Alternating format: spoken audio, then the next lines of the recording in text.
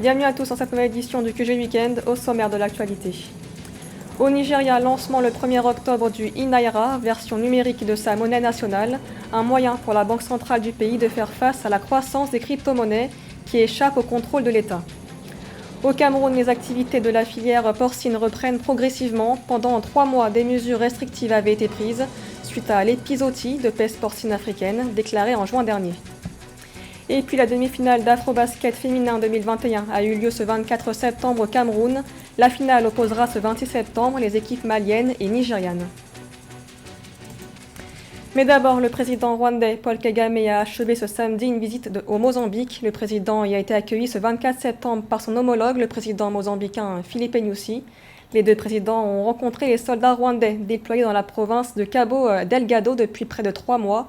Le Rwanda a été un des premiers pays africains à envoyer des troupes pour appuyer l'armée mozambicaine dans sa lutte contre une insurrection djihadiste. Les forces rwandaises et mozambicaines ont revendiqué la reprise de plusieurs bastions des djihadistes d'Ansar al-Sunna, comme Mosimboa, Dapraya ou encore Mbao. Et dans l'actualité également, en Somalie, un attentat suicide a fait 8 morts ce samedi à Mogadiscio. L'attaque à la voiture piégée a été revendiquée par le mouvement armé Al-Shabaab. Dans un communiqué, les djihadistes ont affirmé avoir ciblé le principal poste de contrôle de sécurité du palais présidentiel. Les victimes sont pour la plupart des civils. L'explosion a fait également 9 blessés. Rappelons que Mogadiscio est régulièrement le théâtre d'attaque des Chebab, qui mènent depuis 2007 une insurrection visant à renverser le gouvernement somalien. Le Nigeria adopte le e-Naira, version numérique de la monnaie locale. Ce mode de paiement sera lancé le 1er octobre prochain. La Banque centrale du pays envisage ainsi de faire face à la progression des crypto-monnaies qui gagnent du terrain dans le pays, mais qui échappent au contrôle de l'État et constituent un facteur de risque financier. Amen Edji.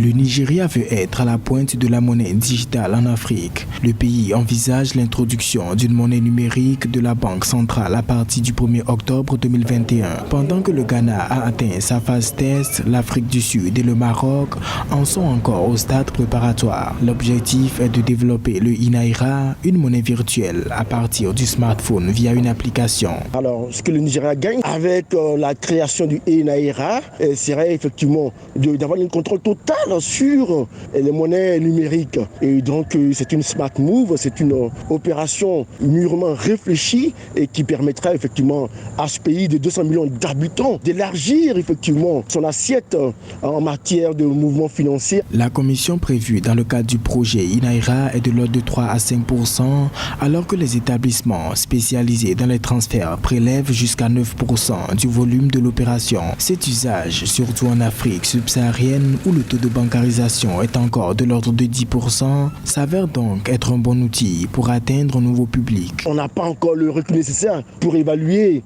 effectivement les effets positifs de cette décision. Mais d'ores et déjà, on sait que le gouvernement du Nigeria envisage d'interdire carrément et purement et simplement les bitcoins dans le pays. C'est une menace qui n'est pas encore effective, mais on en entend parler ici et là. C'est déjà un pas en avant. On va voir. Outre les crypto-monnaies qui s'épanouissent bien en Afrique, cette monnaie devrait être un outil compétitif face aux monnaies digitales privées plébiscitées par les Africains. Le Bitcoin, qui échappe à tout contrôle des gouvernements, en fait d'ailleurs partie, puisque le Nigeria, soupçonnant des risques de fraude, a interdit à ses banques de réaliser des transactions dans cette devise numérique.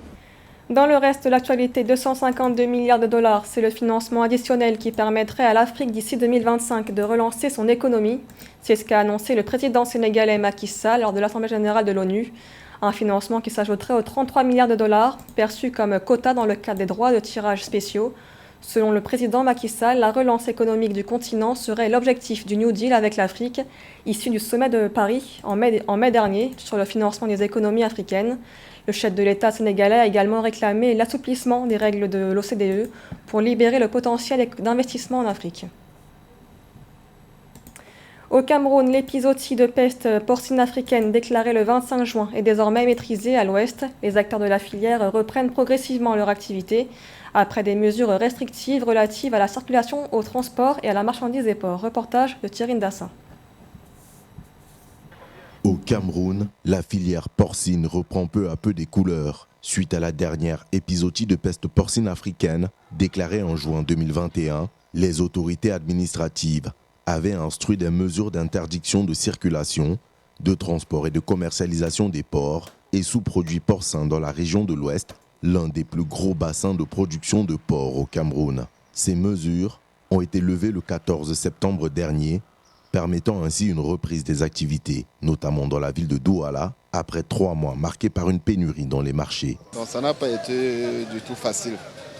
Bon, par la suite, je crois qu'avec la sensibilisation des cadres du ministère de l'élevage sur les mesures de biosécurité, on est maintenant très réconforté, on a beaucoup appris de choses et nous sommes en train de répercuter ça dans notre base à tous les vendeurs et détaillants de la viande de porc du département du Vouri. Selon l'interprofession des éleveurs de porc pour la région de l'Ouest, après une accalmie observée dans la région, tous les résultats sont revenus négatifs du laboratoire national vétérinaire de Yaoundé.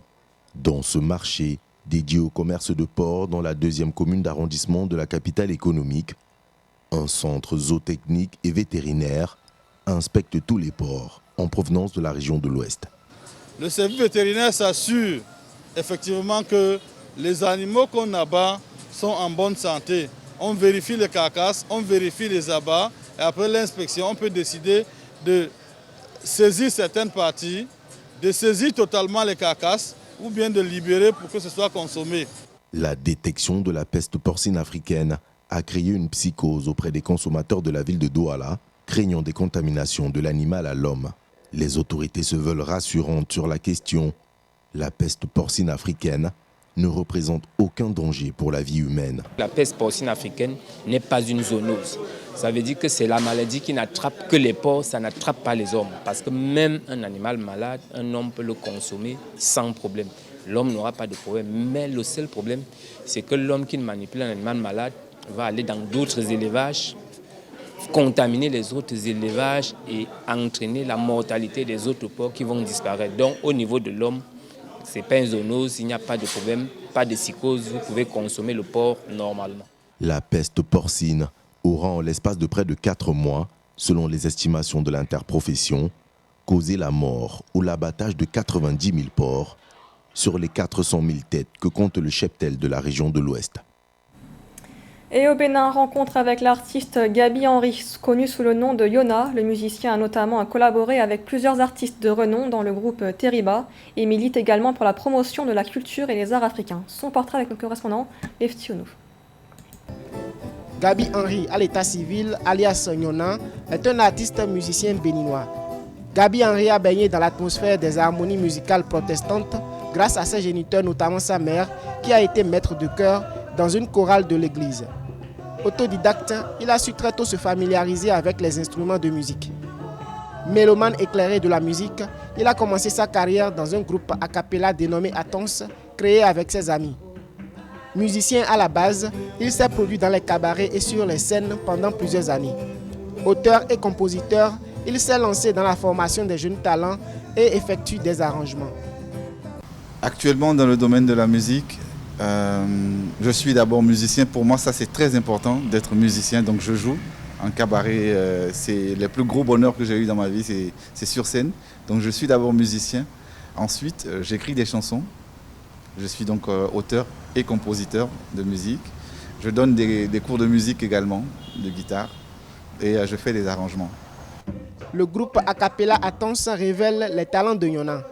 Étant à la recherche de l'oiseau rare dans ce style de chant, le profil de Gaby Henry, alias Yona, a accroché les artistes chanteuses du groupe Teriba au début de leur carrière musicale.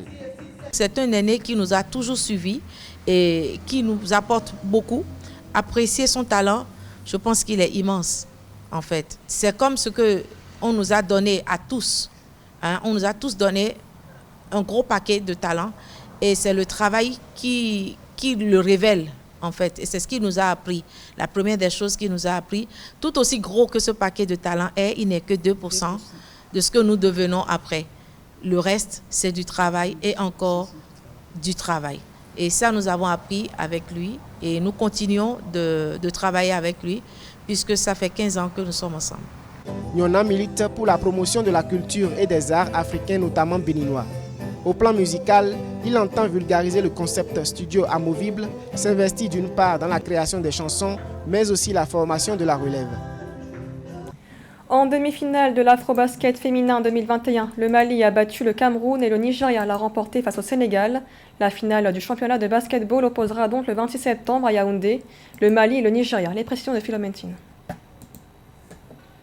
Le Nigeria est en passe de devenir triple champion d'Afrique de basketball féminin. L'équipe nigériane dispute la finale du championnat d'Afrique des nations de basketball féminin Afrobasket 2021 avec le Mali ce 26 septembre à Yaoundé au Cameroun. Et je pense que c'est une affiche de rêve dans le basketball féminin africain à l'heure actuelle. Et le Nigeria qui est monté en puissance depuis quelques années et qui est en passe de devenir entre griffes intouchable dans le domaine avec des joueuses quand même expérimentées. C'est une équipe qui a les moyens techniques et physiques de dominer n'importe quelle nation africaine. Alors quant aux Maliennes, vous savez que depuis toujours le Mali a été une place forte du basketball féminin africain à côté du Sénégal. Je pense que ça va être une rencontre équilibrée, même si au vu de ce qu'on a déjà perçu avec les deux équipes, le Nigeria semble partir néanmoins avec un léger avantage. Dans la fiche des demi-finales, le Mali a été victorieux lors du premier match aux dépens du Cameroun, pays hôte de l'édition 2021 de l'Afrobasket féminin,